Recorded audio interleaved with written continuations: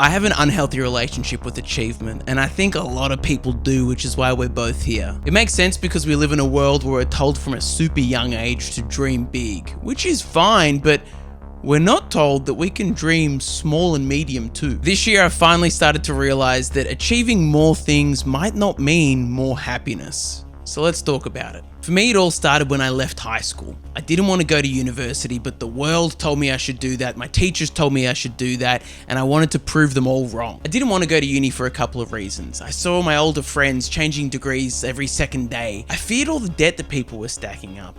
And going back to an environment that felt like high school was something that I really didn't want to do. High school for me, as a creative person, felt so constricting. This led to me leaving school with a major chip on my shoulder and this sole focus of achieving things quickly to prove myself. Unfortunately, achieving things became my entire personality. I loved telling people, sorry bro, I can't come to your 21st birthday, I'm too busy doing cool stuff. And I relished when someone would ask me what I did for a living and I'd tell them and they'd give me this reaction like, whoa, you're only 19?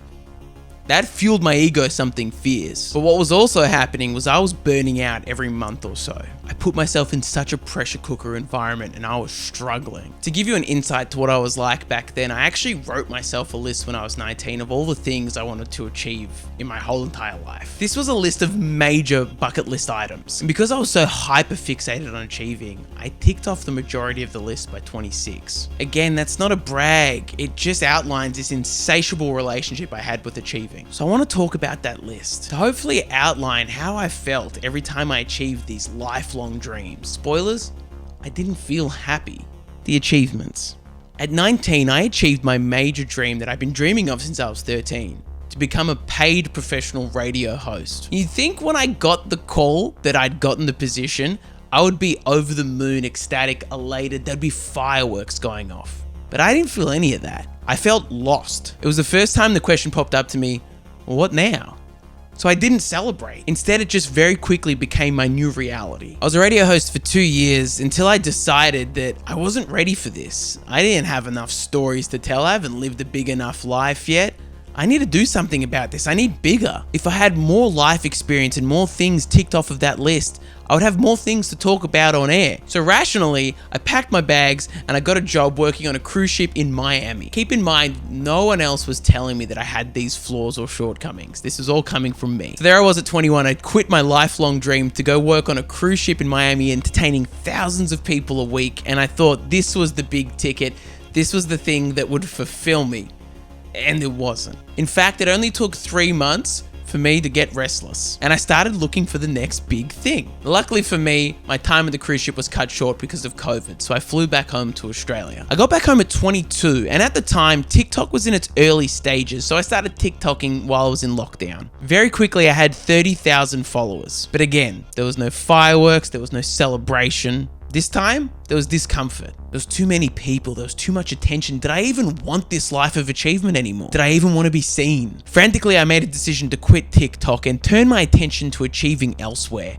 I turned my attentions to the business world. I became a corporate video editor and I got to work for some really cool people. Things are really happening for me. And then I quit. Are you seeing the pattern here? Get success, feel empty, move on immediately. To give myself some credit, there was a lot of other things going on during all of these times, but the theme still remains the same. Achieving things was not giving me happiness, but I didn't see the pattern. I still thought achievement was the fix. I just needed to achieve the right thing. So at 24, I quit my job editing and I became a DJ. In the same year, I DJ'd my first ever music festival, another lifelong dream. But the pattern came up again. As soon as I got off stage, I found the festival director and I said to him, hey, I want to play the main stage next year. And then I bombarded him with emails for months. Keep in mind, I hadn't even released a song yet, but I ended up playing the main stage the next year. And then the year after that, I went on to play the main stage again, but this time I played the biggest set of the entire festival, the New Year's Eve countdown slot. And for once, the fireworks did go off. And I really did feel so content for a moment until the question popped up, what next? Even when I finally got the fireworks in what will be, I assume, the biggest crescendo of my entire entertainment career, the feeling was still fleeting. Finally, instead of looking towards the next big thing, I asked myself the question, what do I actually want? What does happiness really look like for me? And can I be happy without being that guy? I asked myself that question in February 2025. It is now August 2025, and I feel like I'm finally starting to get the answers for those questions. The answers didn't just come out of nowhere though. I talked to so many people. I talked to friends, family, my fiance. I sought professional help. I watched videos, I listened to podcasts,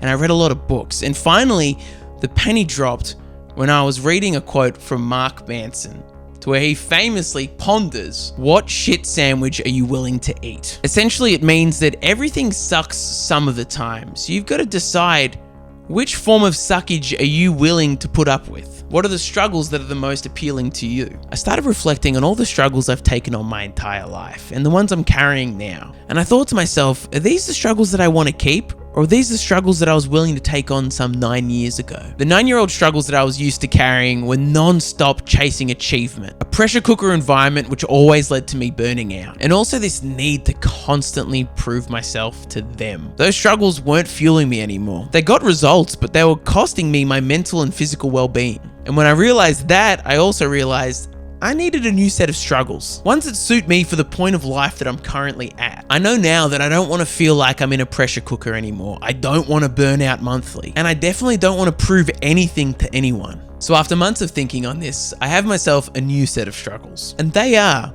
an uncertain future, consistent work, and the ordinary ups and downs of life. These are struggles that I choose because they feed me, not my ego. I'll still remain ambitious, but I won't let that ambition rule me. My pursuit won't be to achieve things anymore. It's now to be consistent. For example, I have a YouTube channel with my best friend Joel, and our goal with it isn't to have billions of subscribers and make billions of dollars.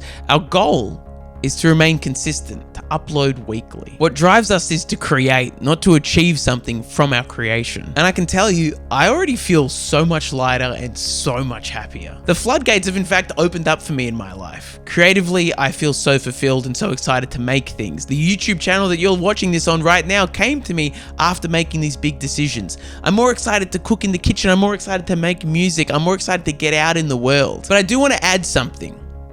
I would never take back the way that I've lived my life. This isn't a story of regret, but more of a story of growth. I'm beyond proud of the things that I've done, but I know now to be a lot kinder to myself moving forward. I know now to set my sights on the process rather than the end goal. There will always be so much more fulfillment in that. I want to leave you, and frankly future me who's rewatching this, with something that I think we both need. I want to give you the allowance that it is okay to dream big, and it's also okay to dream small and medium-sized too. There is so much happiness outside of the pursuit of achievement. There's coin collections, veggie patches, weekly trivia nights, movies on the couch. Happiness is abundant when we allow it to exist outside of achievement. Bye.